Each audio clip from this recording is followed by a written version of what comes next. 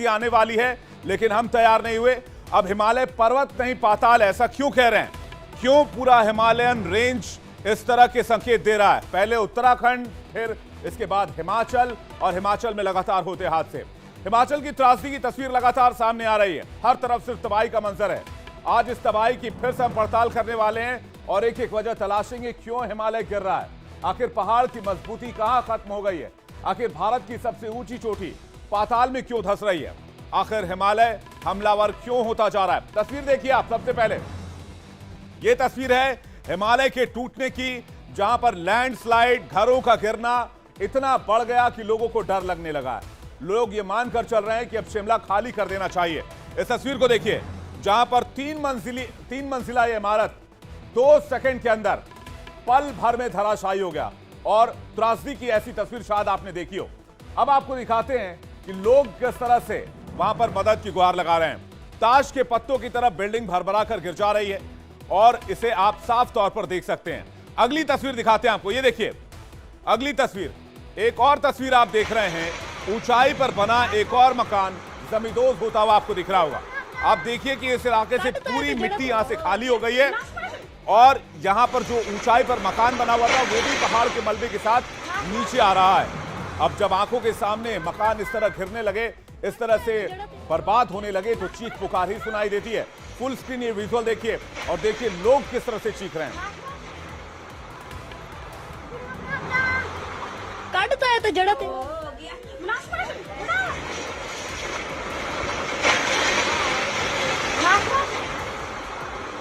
कुछ ऐसे ही और अलग अलग तस्वीरों पर नजर डालते हैं और देखते हैं हिमाचल के अलग अलग जगहों पर किस तरह से सैलाब और बर्बादी का सितम।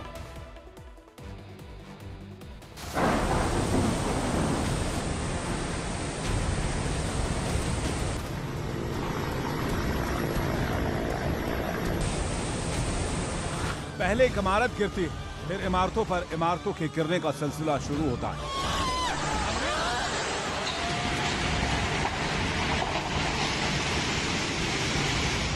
शिमला के शिव मंदिर के साथ भी वही हुआ, जिस पर भूवैज्ञानिक चिंता जता रहे हैं, जहां शिमला के भविष्य पर सवाल भी खड़े हो रहे हैं।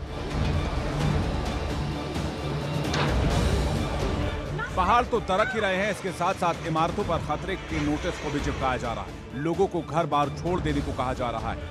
इससे पहले आपने हिमाचल की कभी ऐसी तस्वीरें देखी हैं जो इन दिनों बनी हुई है? मैम, हमने अपनी लाइफ में कभी भी नहीं देखा। फर्स्ट टाइम हमने ये ऐसा देखा है।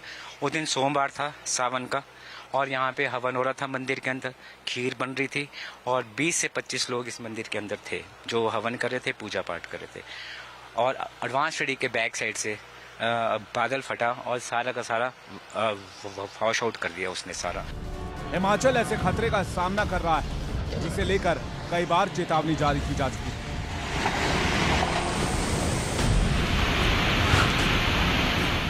शिमला के साथ सबने छल किया, शिमला का सभी ने शोषण किया, सबने इसका दोहन किया।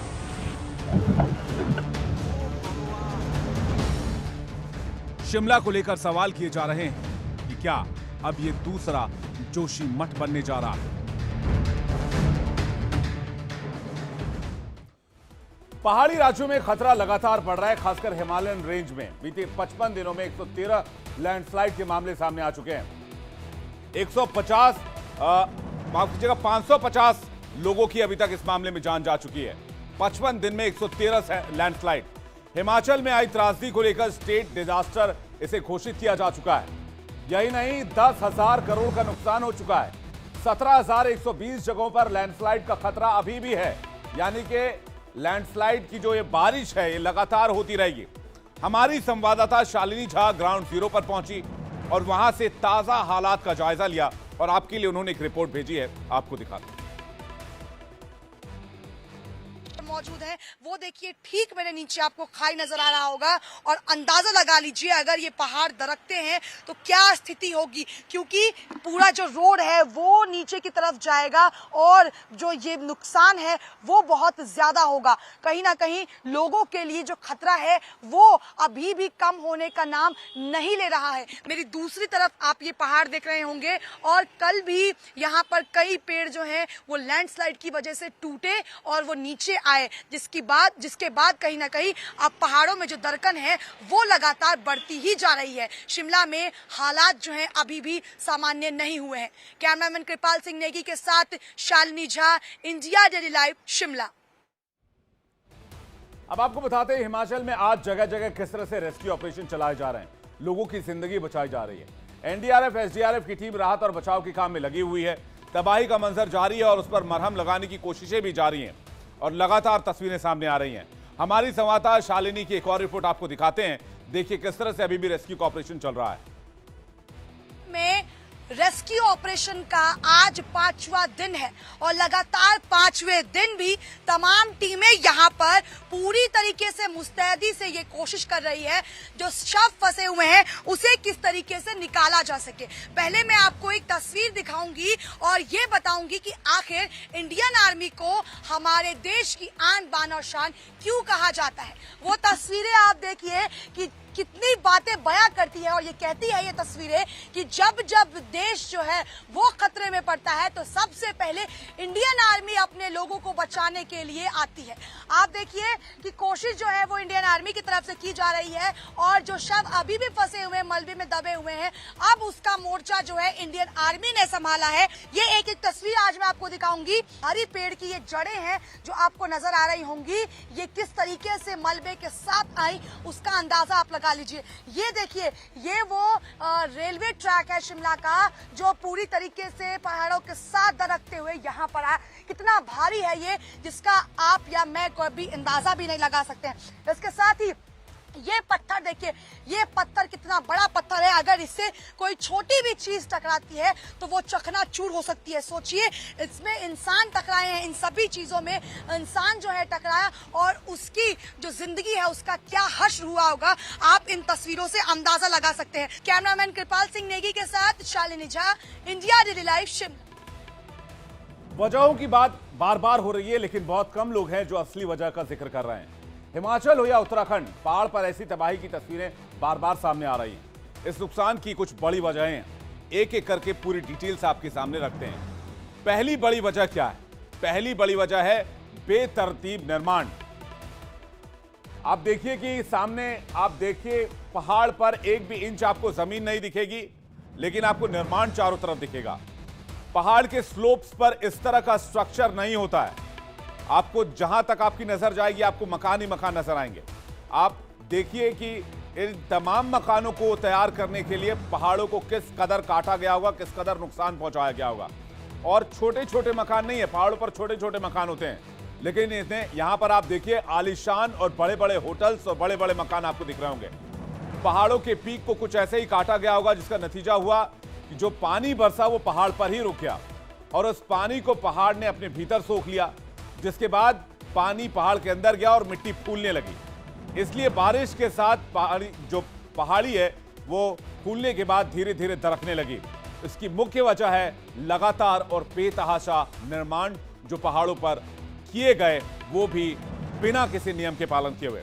दूसरी बड़ी वजह क्या है? पानी बहने के लिए एग्जिट पॉइंट लॉक कर दिए गए। पहाड़ पर आप जाएंगे तो आप देखेंगे कि कई जगह से पहाड़ पर पानी उतरते रहते हैं और पानी नीचे चले जाते हैं, लेकिन बेतहाशा निर्माण की वजह से पानी जब बारिश हुई तो वो पानी नीचे नहीं गए, वो पहाड़ों पर ही लॉक हो गए। जगह जगह मकानों की वजह से ये पानी नीचे नहीं आ पाए, पानी नीचे नहीं गया जिसके वजह से ये पानी पहाड़ों के अंदर चला गया और पहाड़ कमजोर होने लग गए। तीसरी बड़ी वजह है कि नदियों के पास लगातार हो रहे निर्माण, नदियों के किनारे बिल्डिंग बनने से बहाव में दिक्कत आने लगी। सड़क निर्माण के लिए पहाड़ों की कटाई की जा रही है, सुरंग बनाने की वजह से पहाड़ खोखले होते जा रहे हैं। इन तमाम वजहों से पहाड़ों को नुकसान हुआ और जब बारिश हुई तो बारिश के बाद तबाही और बर्बादी का मंजर सामने आया। एक्सपर्ट्स की राय क्या है इस पर, वो भी आपको सुनवाते हैं।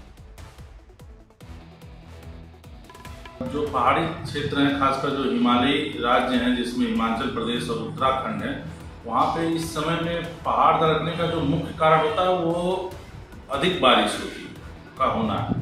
और ये अधिक बारिश जो है बहुत कम समय में बहुत अधिक वर्षा होती है, जिसको हम सामान्य भाषा में बादल का फटना भी कहते हैं। और हिमालयन जो क्षेत्र है वो यूरेशियन और इंडो ऑस्ट्रेलियन प्लेट की बाउंड्री है, तो ये जो बाउंड्री होता है वो एक कमजोर क्षेत्र होता है, यहाँ पे इस तरह के जो भूकंपीय घटनाएं और ये सब आम चीजें होती हैं। साथ ही साथ इसमें जो मानवीय हस्तक्षेप होता है वो भी बहुत बड़ा जो है भूमिका निभाता है। अब देखते हैं कि साल दर साल हिमाचल में किस तरह से लैंडस्लाइड के खतरे बढ़े, जिसे ऐसा लगता है कि तबाही के संकेत पहले से मिलने लग गए थे। तो क्या ध्यान नहीं दिया गया, क्या इस संकेत को इग्नोर किया गया? आइए सबसे पहले आंकड़ों पर नजर डालते हैं और देखते हैं कि 3 साल पहले कैसे ये संकेत सामने आए थे। 3 साल में 5012 लोगों की मौत लैंडस्लाइड या लैंड सिंकिंग में हो चुकी है। 3 साल में लैंडस्लाइड या लैंड सिंकिंग के 233 मामले सामने आए। इसमें गौर किन बातों पर आपको करना है वो मैं आपको बताता हूं। 2020 में कितने मामले थे? महज 16 मामले थे। किसी ने ध्यान नहीं दिया, लोगों को लगा कि चलो ठीक है, लैंडस्लाइड पहाड़ों पर होते हैं। 2021 आते आते यह मामला 16 से बढ़कर 100 पर पहुंच गया, यानी कि लैंडस्लाइड जैसे मामलों की सेंचुरी लग गई। फिर भी लोगों ने ध्यान नहीं दिया। लोगों ने सोचा कि ऐसे मामले बढ़ते हैं और कभी कभी बारिश ज्यादा होने की वजह से लैंडस्लाइड हो जाते हैं। लेकिन 2022 में मामला बढ़कर 116 पहुंच गया और इस साल की तस्वीर आपके सामने है। यानी कि जब 2020 में 16 बार लैंड सिंकिंग की घटना हुई थी, तभी चेत जाना चाहिए था।